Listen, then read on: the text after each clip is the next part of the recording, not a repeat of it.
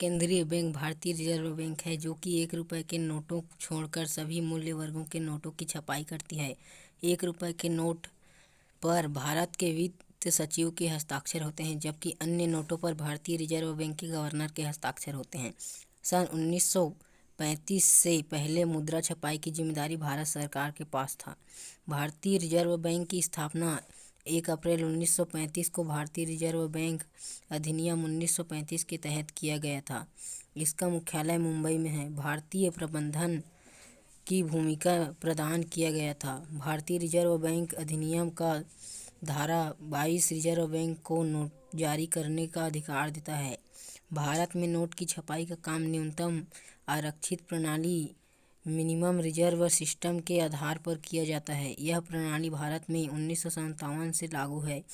इसके अनुसार reserve bank को यह अधिकार है कि वह आरबीआई फंड में कम से कम 200 करोड़ रुपए मूल्य की संपत्ति अपने पास हर समय रखता है। इस 200 करोड़ में 115 करोड़ का सोना और 85 करोड़ की विदेशी संपत्ति रखना जरूरी है।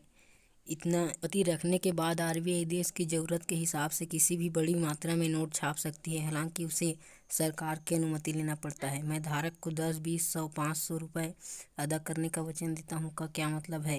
किसी भी नोट पर रिजर्व बैंक ऑफ इंडिया यह कथन इसलिए प्रिंट करती है क्योंकि वो जितने रुपए की नोट छापती है उतने रुपए का सोना वह अपने पास रिजर्व कर लेता है।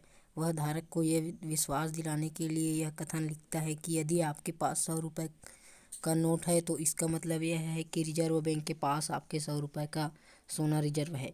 इसी तरह अन्य नोट भी यह लिखा होने का मतलब है कि जो नोट आपके पास है आप उस नोट के धारक हैं और उसके मूल्य के बराबर आपका सोना रिजर्व बैंक के पास सुरक्षित है। आरबीआई 200 करोड़ की यह संपत्ति इसलिए रखता है ताकि नोट पर रिजर्व बैंक के गवर्नर की शपथ मैं धारक पर अदा करने का वचन देता हूं को निभाया जा सके। किसी भी विशेष परिस्थिति जैसे गृह युद्ध, विश्व युद्ध या कोई भयानक प्राकृतिक आपदा, मंदी, अधिक महंगाई इत्यादि में भी आरबीआई को डिफाल्टर घोषित नहीं किया जा सकता है। उसका जितना है उसको उतना भुगतान करने का दायित्व आरबीआई का है। यही कारण है यदि कोई व्यक्ति किसी सही नोट को लेने में इनकार करता है तो इसका सीधा मतलब है कि वह आरबीआई के गवर्नर अर्थात सरकार के प्रतिनिधि की आज्ञा को नहीं मान रहा है, मतलब कानून तोड़ रहा है। इसीलिए उसके खिलाफ कानूनी कार्रवाई की जाएगी।